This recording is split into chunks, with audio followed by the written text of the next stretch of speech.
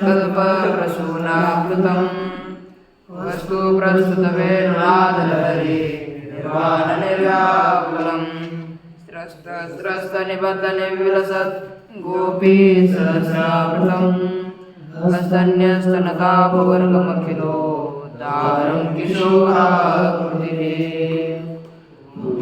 विभूषितकरान्नवनीरदाभात् पीताम्बरादरुणबिम्बफलाधरुषुलात् पूर्णेन्दुसुन्दरमुखारविन्दनेत्रात् कृष्णात् परं किमपि तत्त्वमहं न जाने। समारम्भान् श्रीज्ञानराजमध्यमान् अस्मदाचार्यपर्यन्तां वन्दे गुरुपरम्पराम्। आदिनाथं जगत्सेन्द्रं पुरुषं वैरिन्ददा गुरुविद्यादेवं च ध्रुवं वन्दे श्री भगवान परमात्मा श्री ज्ञान महाराज आदिगुरु श्री शंकराचार्य इत्यादि सर्व संतों के अलौकिक हेतु की आकारणता से हम लोग एकादश स्कंद के 12वें अध्याय की कितने श्लोकों को देखा? 17 बहुत कम 17 श्लोक के गजारी श्लोक देखे। अब देखें 18 हो गए नहीं ना? नहीं। अब देखिए इसके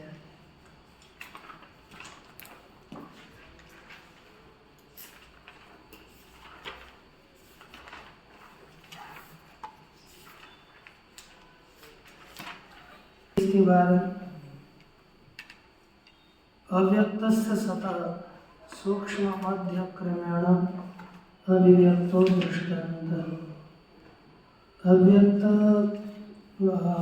जो वाणी है शब्द है उसका ही सूक्ष्म मध्य इस क्रम से अभिव्यक्ति में दृष्टांत ले रहे हैं। कैसे करते हैं?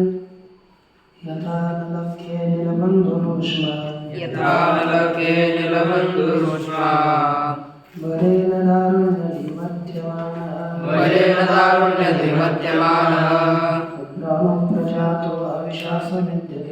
अनुप्रजातो अविशासमिद्यते तथैव मे व्यक्तिरियं वाणी कहते यथा जैसे खे अनल आकाश में अग्नि होती सूक्ष्म होती लेकिन उष्मा अर्थात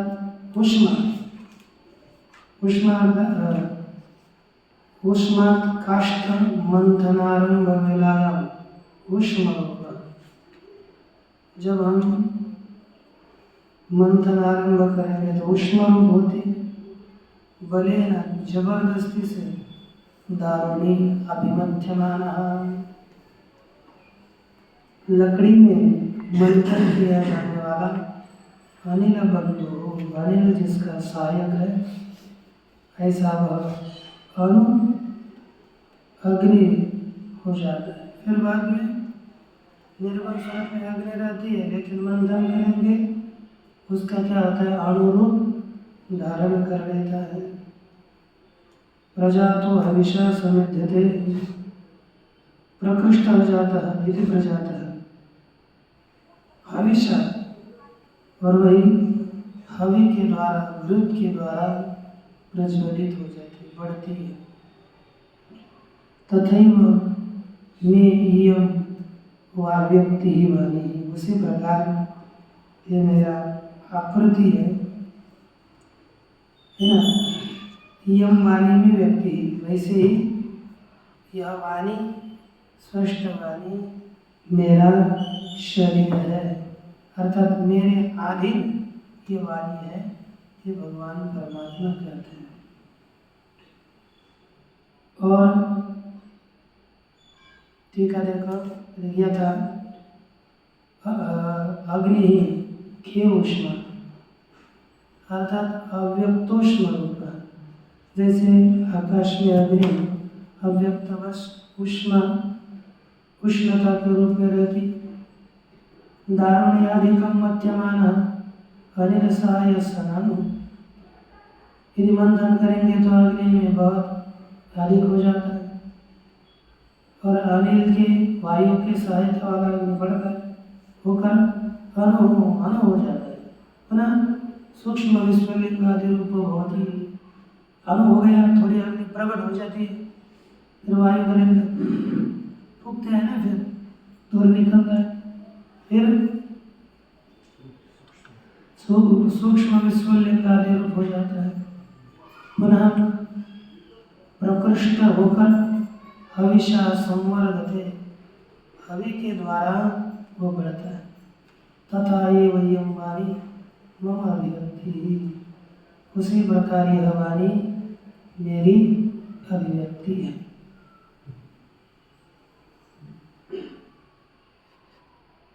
यह बताए अभिव्यक्ति का अर्थ यह वेद लक्षण है। नहीं, अभिव्यक्ति अर्थ अभिव्यक्ति, हाँ वेद वाणी अभिव्यक्त नहीं, वेद रूप से वेद ही अभिव्यक्त नहीं हुआ क्या? वेद लक्षण अर्थात वेद ही, वेद स्मृति पुराण ये सभी तो वही वाणी है ना, वही अभिव्यक्त हो गई, स्पष्ट वाणी है। वैसे अनभिव्यक्त वाणी परा पश्यन्ति है ना, मध्यमा और वैखरी, ये बाद में वैखरी रूप से ये प्रकट हुई वेद रूपी वाणी है। एवं उसमें वेद लक्षण लेकर के आगे ठीक वैसे और अब आगे भोक्ता वाग्वृत्ति उपसंहरण इतरेंद्रिय वृत्तिषु अतिशय, हमने कहा कि भोक्ता वाग्वृत्ति बताए हुए वाणी के व्यापार का उपसंहार करते हुए इतर इंद्रियों के व्यापार में अतिदेश करते हैं। एवं गतिर्गदनम भाषणम में व्यक्तिरिति उपसंहार, इसी प्रकार गति अर्थात गदन कथन भाषण ये मेरी व्यक्ति है, अभिव्यक्ति है। अच्छा टीका है, एवं गदित कर्म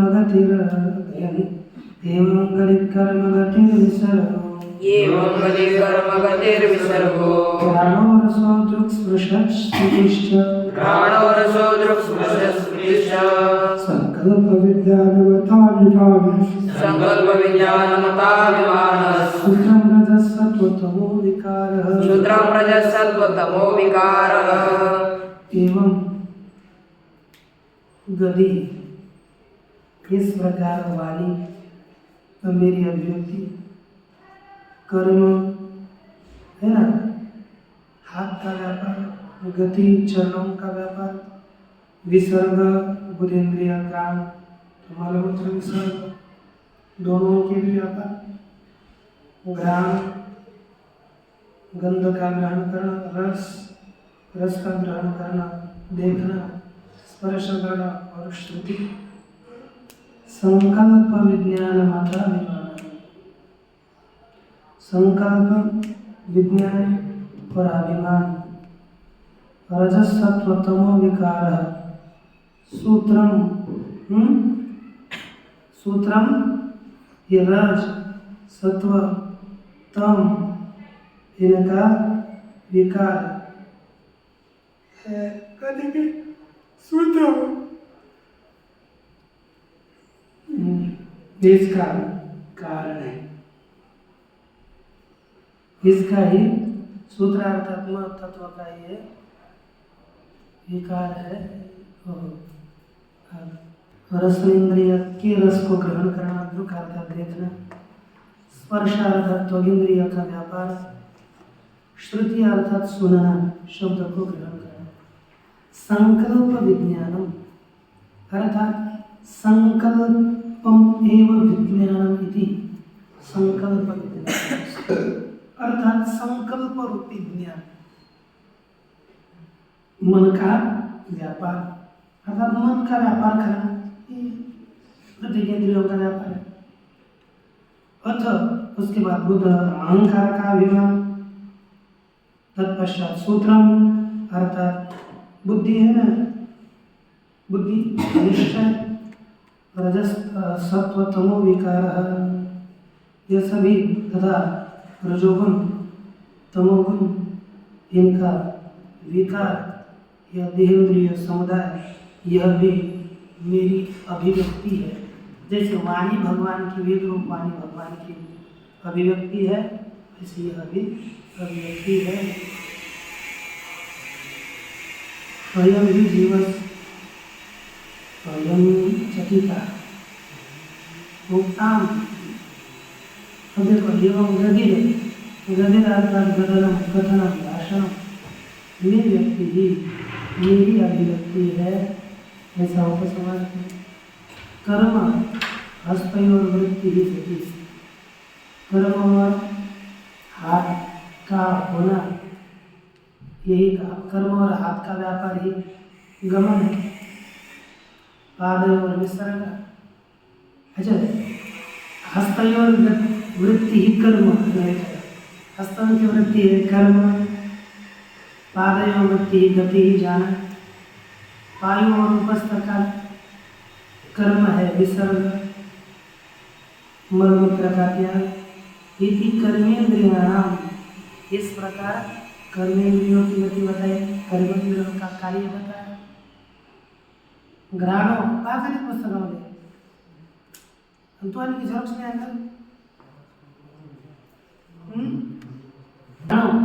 अर्थात अवग्रहणम सुंगना, रसवा अर्थात रसनम, दृक अर्थात देखना, स्पर्श अर्थात स्पर्श करना, श्रुति अर्थात सुनना, ये ज्ञानेंद्रियों का कर्म है, ज्ञानेंद्रियों की वृत्ति है। संकल्प मन की वृत्ति है, विज्ञान है ना, संकल्पो मनसो विज्ञान है, संकल्प मन का ज्ञान है। बुद्धि चित्तयो अभिमान है ना, संकल्प मनसा विज्ञानम बुद्धि चित्तयो, विवरण है बुद्धि और चित्त का विज्ञान। अभिमानो अहंकार से, अहंकार का अभिमान है। सूत्रम प्रधान से, सूत्र प्रधान का है, महत्त्व है ना, महत्व प्रधान का कार्य महत्त्व। रजस तमसान विकारो अधिदैवादि त्रिविध, रजस तमो गुण का विकार अधिदैवादि तीन प्रकार है। प्रपंचों में व्यक्ति रीति पूर्वेण अन्वय, प्रपंच मेरी अभिव्यक्ति है ऐसा पूर्व के साथ अन्वय करो, है क्या नहीं? यह सभी प्रपंच मेरी अभिव्यक्ति है बता। तस्मात् ईश्वरादि व्यक्ति रूप प्रपंचो न ईश्वरात् भिन्नो अस्ति। ईश्वर इत्यादियों का अभिव्यक्ति स्वरूप प्रपंच ईश्वर से अलग पृथक नहीं है। यह कहते हैं कि अयम हि जीवस् त्रिवृतम जयोनि, अयम हि जीवस् त्रिवृतम जयोनि, प्रव्यक्त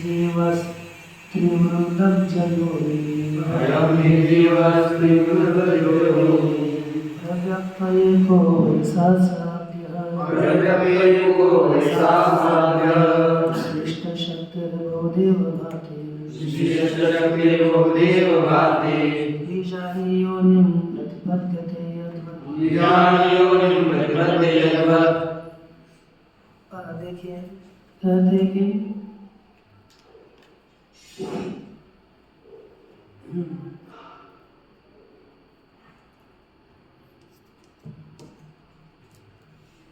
कहा त्रिवृत अब्ज योनि, त्रिवृत अब्ज योनि अर्थात त्रयाणां गुणानां वृत वर्धनम यस्मिन् इति त्रिवृत। सो यह जो जीव है वह जीव त्रिवृत है, अर्थात 3 गुणों के अधीन रहता है। अब्ज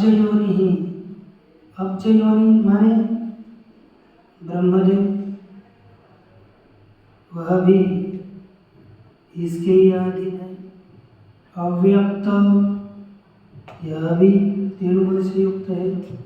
एको वैसा सआद्य हो,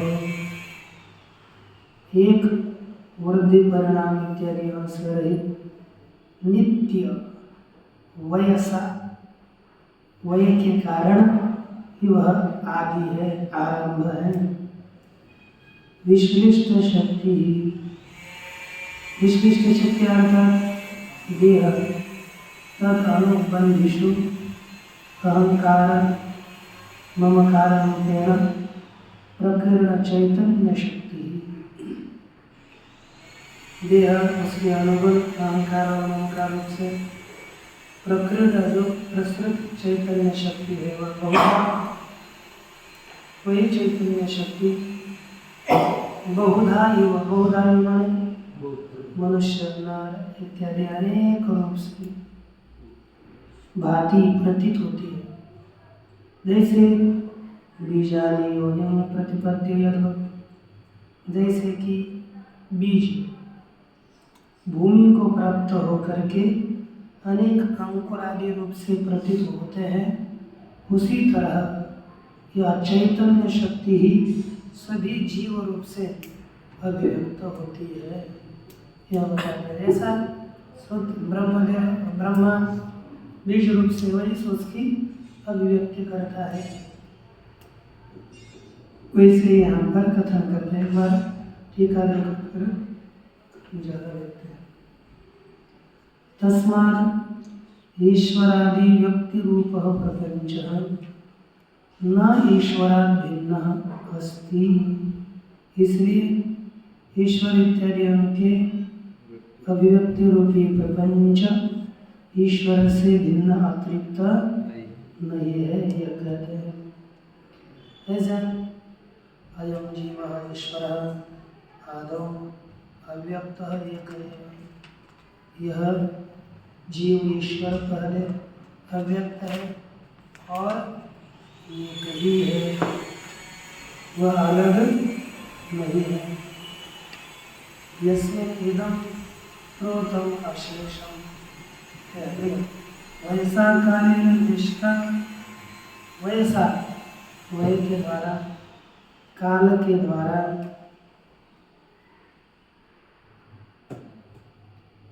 जो विभक्त है, विशिष्टार्थ अलग अलग है।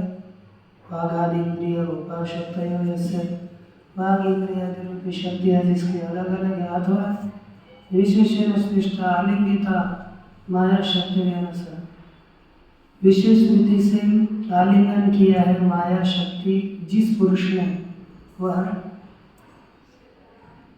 विशिष्ट शक्ति वाला, अर्थ बहु एक ही है, विशेष शक्ति वाला है, बहु प्रकार अनेक प्रकार की तरह प्रतीत होता है। यतः स एव आद्य, क्योंकि वही सबका आदि प्रथम कारण। त्रिवृत अर्थात त्रिगुणाश्रय, 3 गुणों का आश्रय है। अब्जयोनिर लोक पद्मस्य कारणभूतः, वह अब्जयोनि अर्थात लोक रूपी कमल का अब्जयोनि अर्थात लोक रूपी कमल का जो कारण है। एक बहुधा भाने दृष्टांत, एक अनेक रीति से भान होने में दृष्टांत देते हैं। योनिम क्षेत्रम प्रतिपद्य प्राप्य बीजानि यद्वत्, जैसे योनि अर्थात खेती को प्राप्त होकर के बीज अनेक रूप से प्रतीत होते हैं, वैसे एक ही जीव अनेक रूप से, एक ही चैतन्य अनेक रूप से प्रतीत होता है। 4 श्लोक ओम पूर्णमदः पूर्णमिदं पूर्णात् पूर्णमुदच्यते पूर्णस्य पूर्णमादाय पूर्णमेवावशिष्यते। ओम शांति।